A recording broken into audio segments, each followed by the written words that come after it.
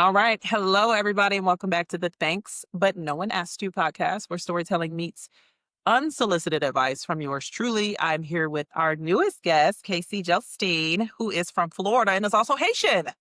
Yes, sir. Fun fact. Okay, so before we get into anything formal, we have to do hot seat question. Things first. I'm doing a series for my birthday called Read a Damn Book. So if you're not following me on Instagram or on Fanbase, please do that every single day for the month of August. I'm doing a book review. So I would like to know, what's a book that you've read that is absolutely trash? Let's make sure you speak to the mic. Tell people what not to read. You didn't see that one coming. I don't have one that's trash because usually the books that I read are books that have been recommended to me. Mhm. That's one of those like need to read it bestsellers type of books. Not even at school when you were forced to read a book for school, were you like, man, what is this? Catcher in the Rye. Hear me out. I didn't have to read Catcher in the Rye in school. I missed that. My school was not built like me. We weren't built like that. But as I got older, I realized a lot of my classmates in college and grad school had all read it in high school. And so when I was in my late 20s, I was like, I'm going to read this book that everyone else had to read. And it's mid. It's giving mid. What it was is a coming of age story. That's all it is. It's a man in college or dropping out or something, and he's like figuring out life. And so there's all these metaphors and stuff, but it's just a story of a white man. And I'm like, yeah, this is not relevant today. I feel like with books though, you got to take like something from it, right? Like once you get to the end, like did you get something from it? What I got was, I am more interested in other people's. Fair. I mean, and yeah, that's the end of that. Yeah. Okay.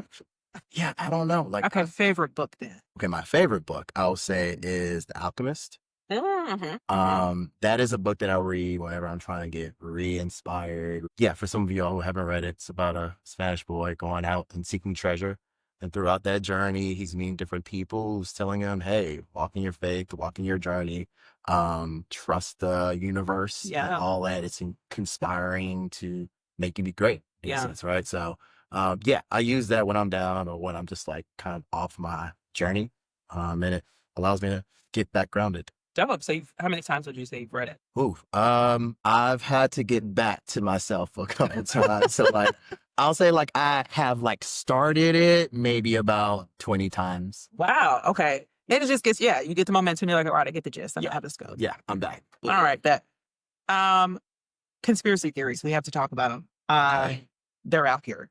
Okay. And I thought Black people we are the funniest people with conspiracy theories. What is the craziest conspiracy theory you have heard? There's a guy, but I don't know, the story about just JFK Okay. and just like how he got shot, when he got shot, who shot him. It was a setup, right? Yeah, was it a setup? Because he just looked like the friendliest, most favorable president of us all, right? So, you know, was it a takedown by a certain part of the government? Was it? I don't know. Yeah, that's the thing. I don't know about the entire story. And the fact that they continuously bring it up from time to time, that's probably one conspiracy that I... Yeah. I mean, I'm going to be honest. I'm not going to put it past anybody. I believe it's possible. I think because of the things that he was trying to change about this country. I mean, we're seeing it now. We're seeing the backlash of what happens when you try to make change for other groups of people. But then even when they took him out, I think it was Lyndon B. Johnson who sold the Civil Rights Act.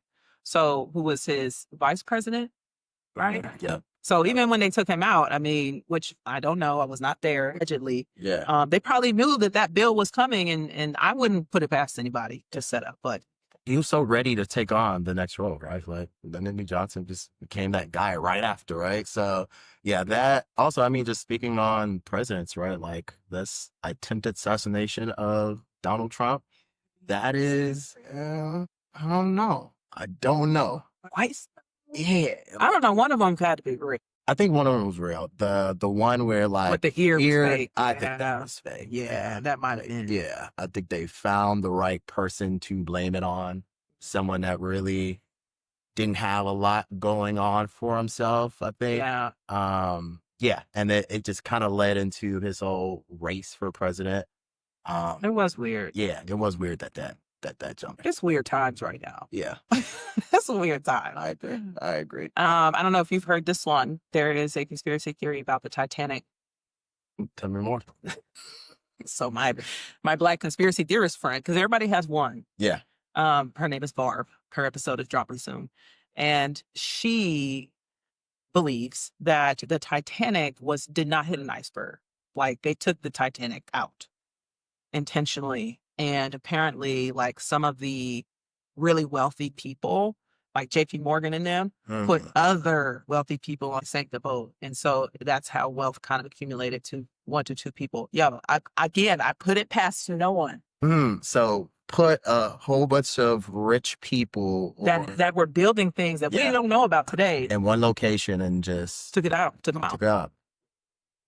That feels crazy to me. And it's also like, dang, we're just gonna like, kind of tarnish everyone who lost their lives behind this one conspiracy theory. I don't know. I just feel like you can see it, right? I can see it, but it's not that far-fetched. I mean, ships aren't cheap. So it's like, a part of this grand scheme, that's also just like destroy this entire ship. Take them all out. Yeah, I mean, they got the funds to do it, so why not? Yeah. We're not promoting these conspiracy theories. We're just sharing them in case you want to promote them. But we move forward. Okay. Last question is about the Atlanta Run Club, Nike Run Club, running in general. So I've seen you outside. We've seen each other at Run Club events. Yeah. And running to me has been an interesting journey. What does working out mean to you and your journey? Yeah. Running is like that only time where it's just you and the journey that you're running on, right? The phone's in your pocket. It's probably on Do Not Disturb. You got to get to point A to point B. I don't know, depending on how fast you run, maybe you only got 15, 20 minutes to get to point A to point B, but that's the only time where it's just you by yourself, right? So for me, when I'm like stuck on an idea or just trying to kind of reground myself, I'll just go running. Okay. So if it's a nice day outside, I'll just put on my sneakers and just go run. And by the end of that, I might have a dope idea that I want to put out. Yeah. I like that. That's very true. I'm usually working out the cuss out that needs to happen to somebody. I'm like working through it. Yeah. I'm working through what I am going to say. And then I'm like, no, we're not going to say that. And also like, come on, enough. Yeah. Because you got some time to think about it. I got some time. You got some time. And if you're like a slow runner, you got a lot of time. Really going through it. Right. Where are you going to see them?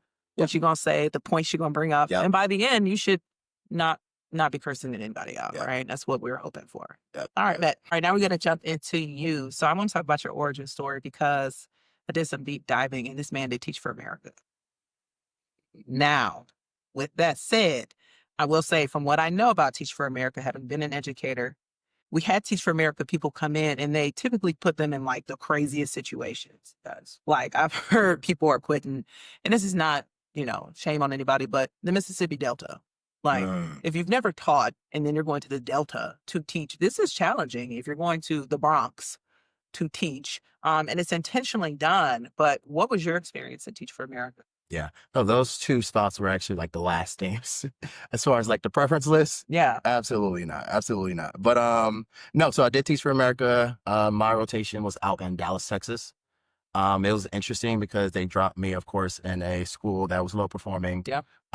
Had challenges socioeconomically as well. But I mean, from it was a very challenging but rewarding experience, right? Like they literally say, hey, you have no degree in this education thing whatsoever, but we're going to just drop you in this school with maybe 4 to 6 weeks worth of training in the summer.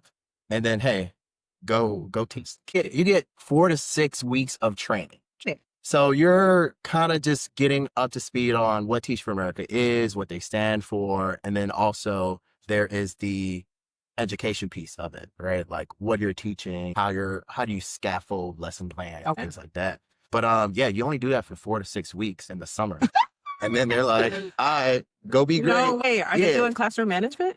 So they'll stop by and like support you in any way, but like, nah, you're just out there fending for yourself most of the time, right? So for me, I was dropped off in a middle school with like 95, 96% like Hispanic students, right? So there's already the disconnect there. So a large piece of it is trying to get your cred with these students so Middle that they, school. middle school at that. I taught 7th grade mathematics. And the thing about 7th graders is that like, they don't know whether they're like adults or kids. Yep. They'll do some adult-like thing that's bad, but then when you reprimand them or like when you give them discipline, they start crying, right? It's like, I don't know how to balance Figure it it, out. right? Yeah, pick a side.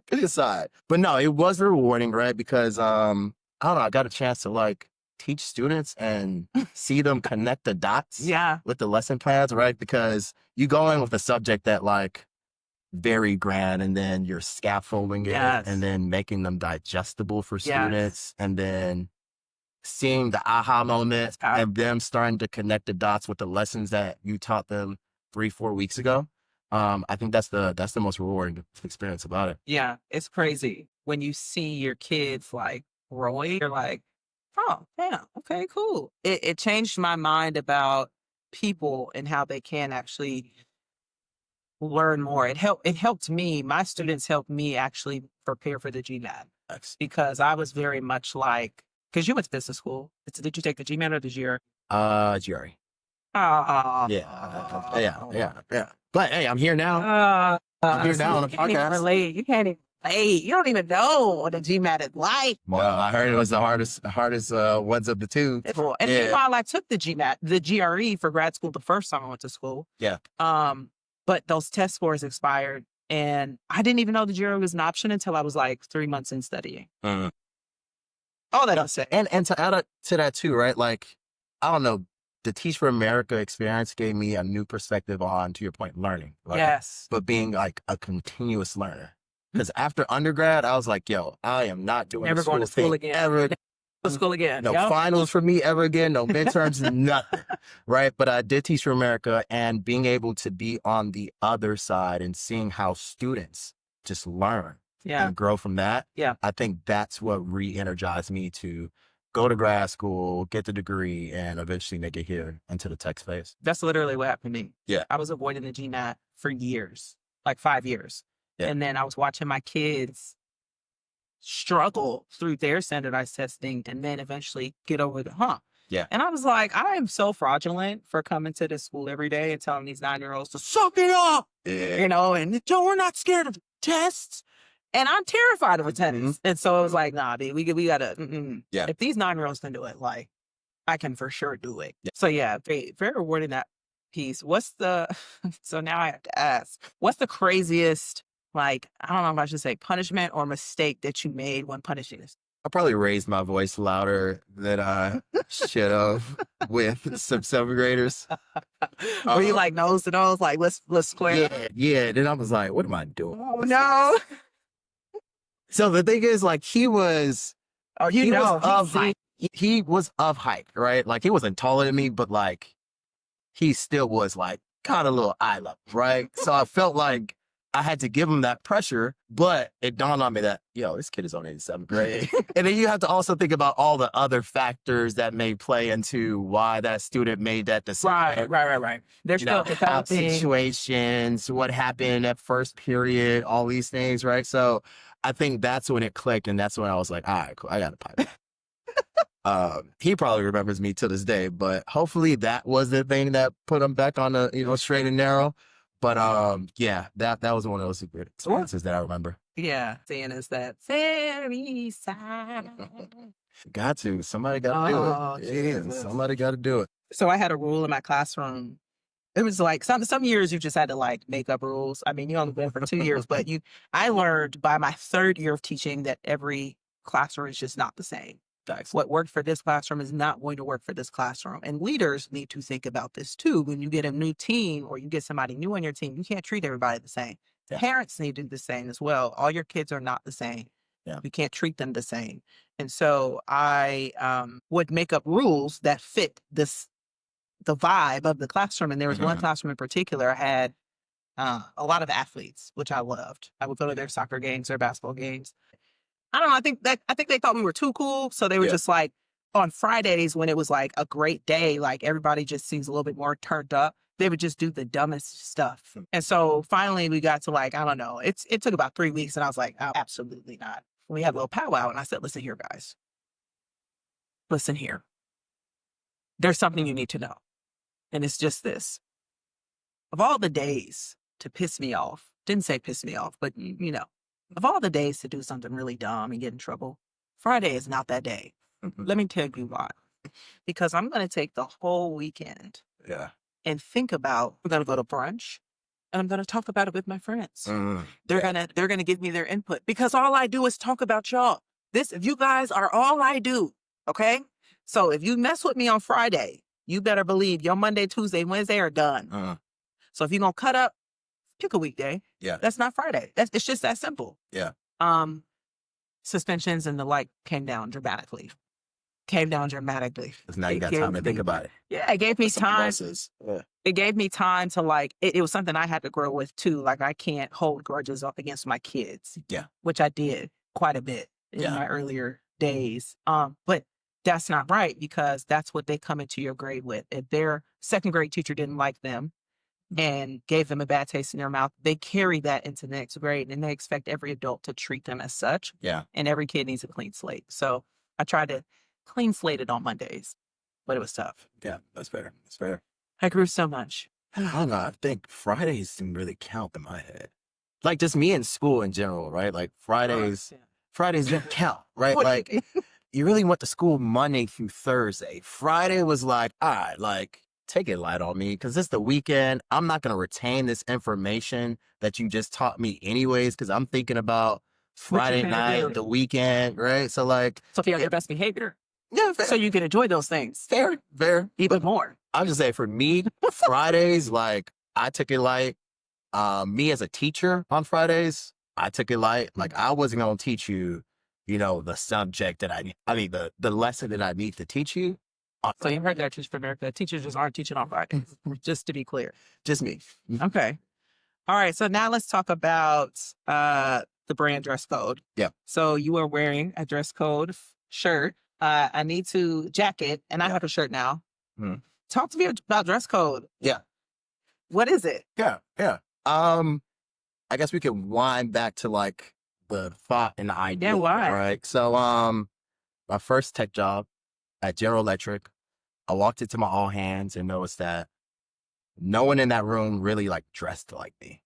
Right. When you think of a technologist today, they don't look like you and I. Then it kind of fall into, no one in here looks like me either. So then when I started digging into, the numbers, we only make about 10 to 15% of like the tech workforce or the tech industry. But I found that as an opportunity to one, create clothing that allows us to represent ourselves in this industry. But two, create a platform that allows us to continuously push the importance of STEM and tech into the culture, into something that we all love as a culture, right? Fashion, right? I remember middle school, high school, first day of school, I'm laying out my fit on the bed, right? I'm ready. So the idea is through our designs, all of our designs have some tech-inspired messaging within the design. Yeah.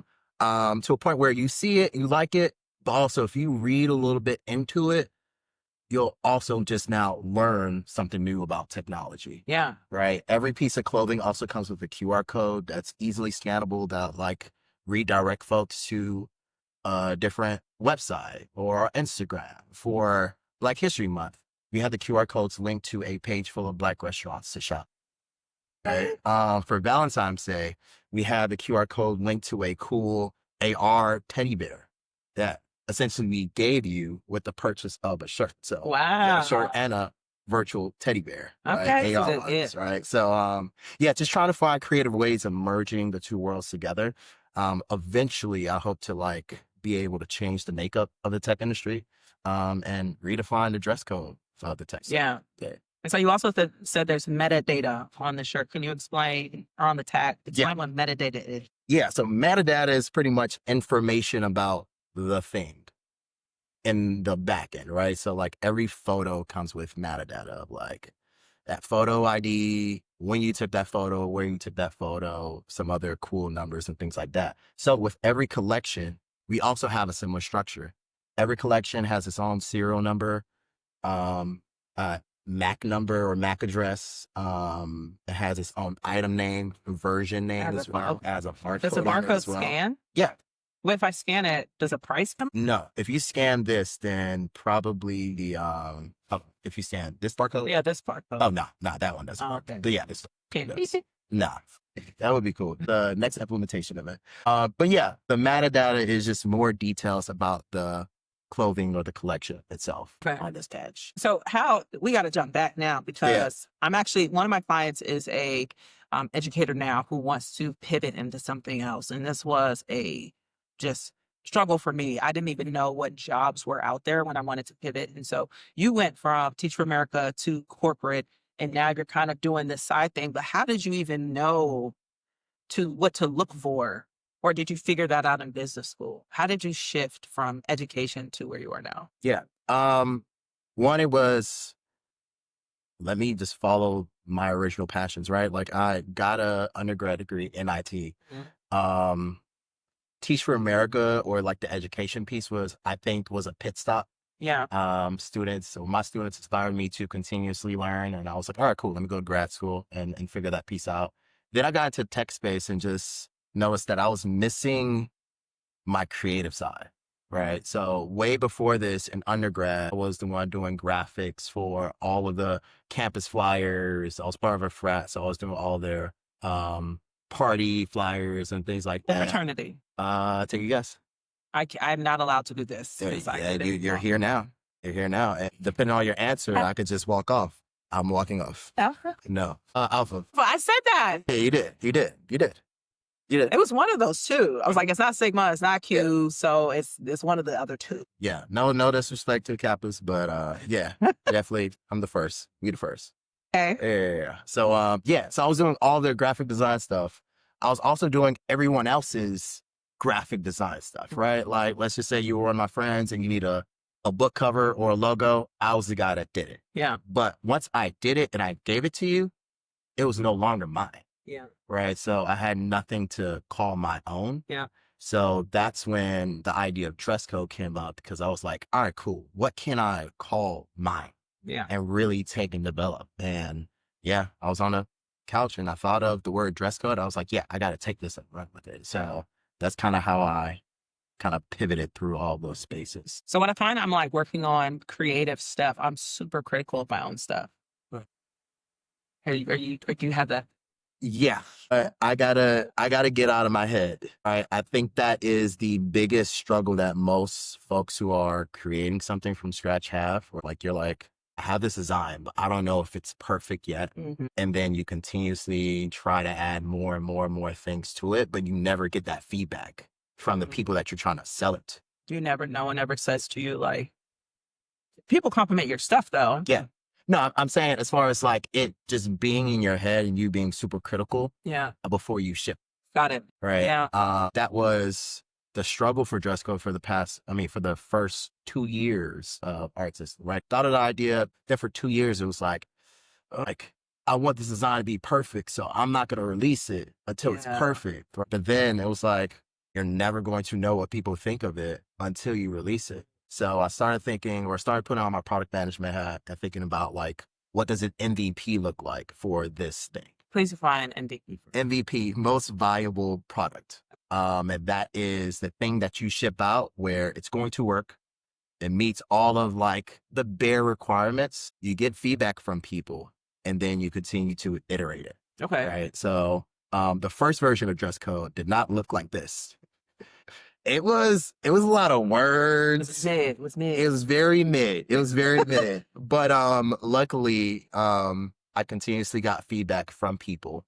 I'll say I got feedback, inspiration from other things as well. Yeah. And, we continue to bring that into the flow and then, continuously create new versions of dress code. So now we're here, still growing. How long has it been in existence? About 4 years now. Oh, wow. Yeah, about 4 years. So what's the goal? The goal is to be able to just walk around everywhere and see folks with dress code on, right? I think the most rewarding experience about this all is being able to walk into, simple, I don't know, lounge or event in Atlanta and just see people that you don't know wearing your stuff. It would be crazy. Yeah, no, it has been crazy for the last year or so. And do they know it's you that made it? No. What I do, What do you do? is You're like, yo, that shirt is fire, I was son. like, yo, hey, that's a fire shirt, bro. Where'd you get it from? They give me the details. And Yeah. like, they're so excited about explaining the Yeah. different things that it Okay. means on the shirt. I'm like, yeah, that's dope. And they'd be like, yeah. And also like you can scan the QR code and it does this and that. I was like, oh, that's dope. That's crazy. All right, cool. Wow. Yeah. And sometimes I just never tell them who I am because I just like that feedback. Yeah. And it just continues to like allow me to push this thing forward. Yeah. Very dope. Okay. Well, give us the website before I move to the next question. So where can people buy your stuff? Yep. So you find it on www.dresscode.dev. Okay. So what I did there. Yeah. Or follow us on Instagram at dresscode.dev. Okay. Okay. Now we're going to talk about the hustle vibe that really exists, I think, mostly in Atlanta. I've never seen anything like this. Atlanta's my 7th city. This is the only city I've been in where I meet somebody who has a 6-figure paying job. You're going just fine, but you have 2 other ventures going on. And I'm like, and I just thought it was so weird. And then I kept meeting more people and more people and more people. Then I started making a side venture, which is how I ended up here running my own business now. But yeah, like, what are all the different things? Are you allowed to share all the different things you're working on? Some, yes, but also because you have the job. Yeah. But you're also, you've helped collaborate with Render. You have your own like clothing line. Like, how many hours of sleep are you? Let's just answer that. How much sleep are you getting? I'd say a good 5 hours is okay, right? But I think it also has gotten to a point where, you know, some of these things are running itself, I would say, right? And that's just due to like continuously figuring out like how to automate things, how to simplify things, and then how to outsource things, which is something that I'm still trying to really figure out with dress code. I've done some of that, but also like for things that's your baby, right? Like you want to hold on to it. You want to make sure it's perfect. But I'm getting into the habit where, hey, you do this proficiently well. I'm going to give this to you, run the play, come back with updates, right? So that's kind of the mindset that I'm getting into, that my mentor is kind of teaching me as well. And it's been working out great too. That's awesome. Yeah.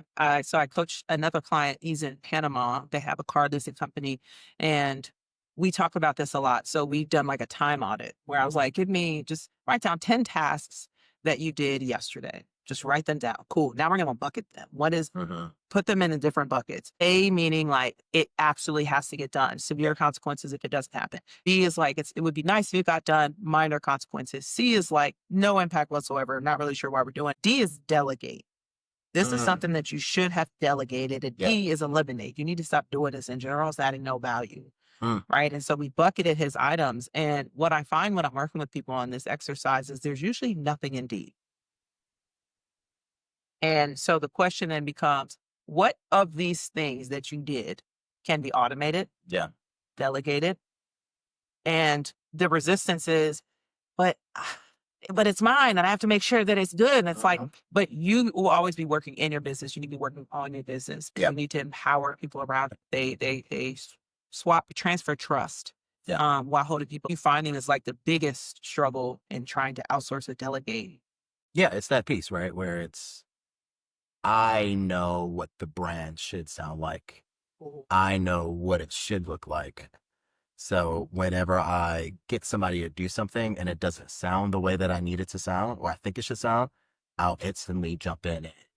You do it yourself? Do it myself. No, well, you can't. No, and that was me like probably a year ago. Okay. Right now, I've gotten to the habit of, one, to your point, allowing that person to grow within your organization, right? And trusting them to learn more about the brand. They might not get it right the first time or the second time, right? But they'll eventually be able to understand your tone and it's right. So I'll say for the past like 3-4 months, I've leaned on that and it's been working out. Again, it's not perfect, right? Yeah. But what I understand, especially in the product management world too, right? Like these companies aren't shipping out the most perfect version of that product.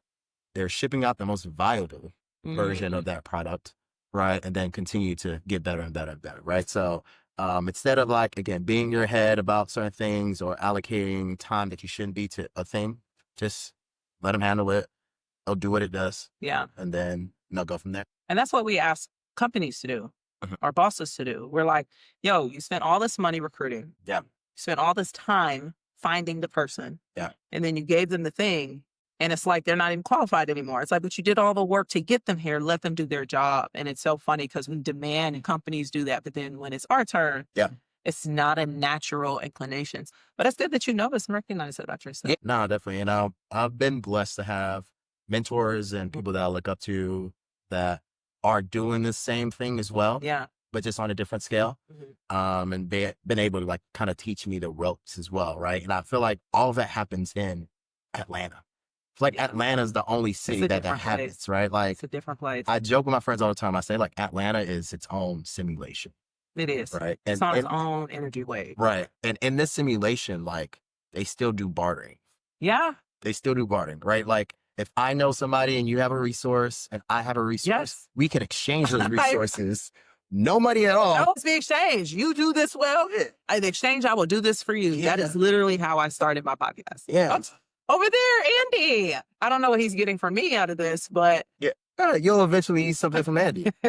And you're going to knock on Andy's door and Andy's going to remember the great things that you've done for him, right? Oh, no, it's the other way around. He's only doing things for me. Okay. Gotcha. I mean, but I do give him hugs. Okay, Andy, you need an invoice, bro. No, invoice of love. Invoice of love. That's good too. But no, I think, it doesn't have to be particularly a thing. Just being able to like speak on Andy's name in rooms, right? Okay. That will make a huge difference. Opportunities, right? Like a lot of folks have spoke about dress code in rooms and those open doors to opportunities. Yeah.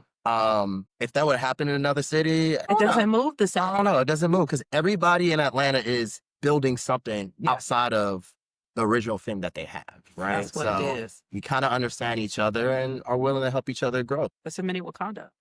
Yes. Okay. So I've talked about this concept before we get into unsolicited advice, the portion where we do this or that. I've done many workshops around this idea called the Power Five. Okay. And what that is I have people take stock of who are the 5 people you spend the most time with, because you are the average of the 5 people you spend the most time with. So they need to be adding value. You need to be adding value to them. And depending on who you're surrounded by will typically determine their trajectory. Yeah. So this is especially true for people who come from like rural places. They want to go to college, they want to be an actor, whatever. If nobody in that ecosystem in that rural town has ever seen it or dreamed it, they don't know how to push you. They don't know how to propel you. They don't know what first steps. And more than likely, they're actually trying to keep you where you are. And so my question for you is, just like MySpace, who's in your Power 5? Who's in my Power 5? So as I mentioned before, I'll definitely say one of my mentors, Eric.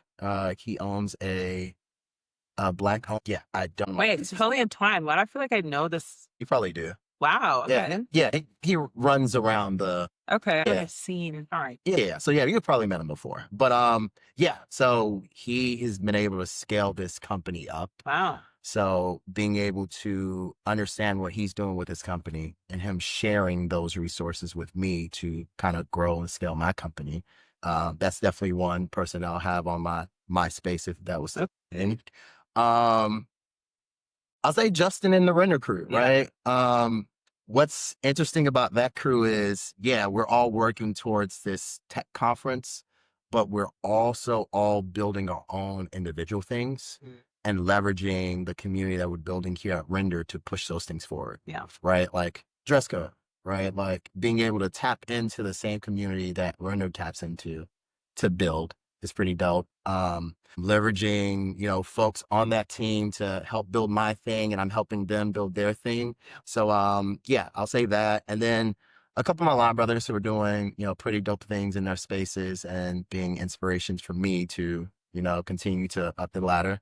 I think as alphas, we're always kind of slightly in competition with each other. So it's great to see them doing it, and it's like, all right, cool. I got to get up there too. That's crazy because they're alphas. Like, it's so meta. They're alphas who are acting alpha male-ish. Mm-hmm. That's Yeah, I think it's just in our blood. Like, yeah. Don't do that, guys. Yeah. Don't be this. But look, it inspires us all to continue to be great. This is friends pushing other friends to do the things. So, Okay. There was no women mentioned there. Do you not have female friends that are helping you? my mom, Oh, I don't know, my mom, like, being able to do it as a single parent, raising I won't call myself wild, but you know, I got a slick mouth from time to time. Isn't always on the most straight and narrow, but she's held me, you know, on, you know, somewhat of a balanced track. But yeah, being able to do that by herself, that serves as inspiration to me as well. So yeah, she's definitely on that top. But there's a couple I'm not gonna mention, but they know who they are. All right. So now we're gonna play the segment called This or That. Okay. So I'm going to ask you questions and you're going to pick a target audience. So I'm going to give you two audiences. You'll pick one. Okay. And then you're going to give unsolicited advice to them. Gotcha. Okay. And what had happened was I wrote them down and they're not here. So we're going to go off the cuff because that's what we're doing today. There it is. Okay. Unsolicited advice for someone going into education or someone going into business school.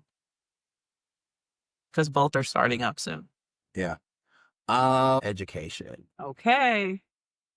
Tell the cameras out, Peter. My unsolicited advice for folks who are going into education. I don't know, just be patient and don't take anything serious. When I say that, let me explain. To Brittany's point earlier, there was a child that misbehaved in her class on a Friday, and she spent the entire weekend trying to figure out how to discipline this child. There's a problem. We have a problem. We have a problem growing in the classroom. Why? Because she took everything so seriously. I did. Right?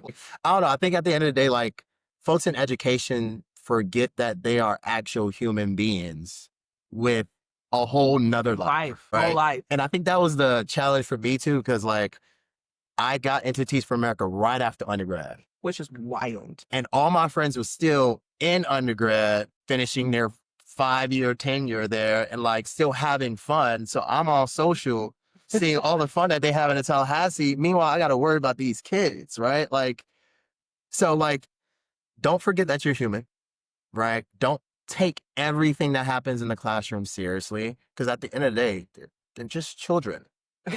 They're still molding their minds and trying to figure out things, right? So yeah, that is my unsolicited advice. Okay, that's really good advice. I'll take that.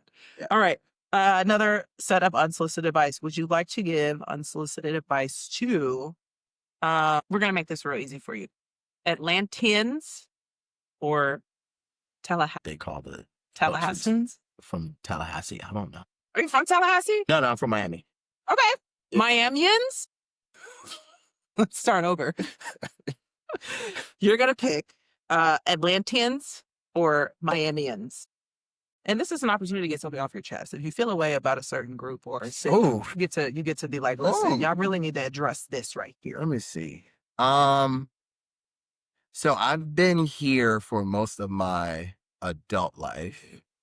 So I can't really speak too much on Miami. So my unsolicited advice would be to Atlanteans. Okay. Yeah, I need more Haitian spots, more Haitian restaurants, more Caribbean vibes. Yeah, actually, yes. Yeah. I agree. When I first got to Atlanta, like, it just felt as if like everyone was either you're black or white. Mm-hmm. Right. And it's not until like you really dig into some folks or go to different areas of the city where you're like, oh, okay, cool. You Jamaican? All right, bet. Oh, you Hispanic? All right, bet. Right. I didn't see that a lot. And I still don't see it as much. Right. So, and I think that kind of impacts the experience that I get here in Atlanta, right? Like, I'm looking for the Haitian restaurant across the street. I got to travel 30 minutes. 45 minutes to Stone Mountain to get some good Haitian food, right? So my unsolicited advice, build more Caribbean restaurants in the city. I feel like Atlanta needs it. The people of Atlanta needs it. Really Yeah, good too. need a little flavor. I will say, have you heard of Misconduct? Misconduct. No, that's a place. It's a Jamaican spot, actually. Huh. Where? Near on your way to Old Fourth Ward area. It's right off the highway. It's called Misconduct. And it is a Jamaican restaurant. In fact, it's owned by at Success Academy in New York. Yeah. But she also is a Vanderbilt grad, so we have the Vanderbilt connection. But she runs this restaurant with her mother, and it's West Indian food. And I think I put them on to Microsoft so they could get into the cafe down there. I don't know if that cafe is still open. Yeah, it's there sometimes. But I've not gone there, but I will go there soon. So there's a lack of like West Indian food, and I really, really missed having it because in Connecticut, it's hella Jamaicans. Really? Like, you know how it's black and white here? It's white and Jamaican and Hispanic in Connecticut. It is, I've never seen more Jamaicans. We don't have, like hip hop wasn't playing on the radio. It was just Vibes Cartel. There was never, like it was a whole nother landscape. All the food spots were West Indian, cocoa bread for days, rice and peas. There was no soul food in Connecticut, but it was incredible. It was so good. Now I can't find it anywhere. It's crazy, except for Miss Tonda. Okay. You need those, right? Like you need like the mother and daughter duo or like, I don't know who's in the back cooking, but like, I don't know if I'm at a Caribbean restaurant, like I need somebody who's actually from there, back there cooking it up, right? Sometimes I feel like even with some of the spots out here, you just run into that issue of it's probably someone from a different ethnicity cooking back there, right? So yeah. All right. Last one. So you work at Microsoft. We used to work together till I was took my own route. Yeah. Took myself out. Yeah. But I also am a business owner. You are also a business owner. So I'd like you to give unsolicited advice for people who are considering enter the tech world or considering starting a business. Unsolicited advice to folks who are starting a business. Oh. Just do it. But I don't have any. No one has all of the resources, right? But I think if you're prioritizing the things that you actually need to do in order to push this thing forward, you can figure it out, right? I feel like we're just trying to do 1,000,001 things. We all just need to sit down and say, all right, cool. This is the thing that I'm pushing. These are the top 10 things that I need to figure out.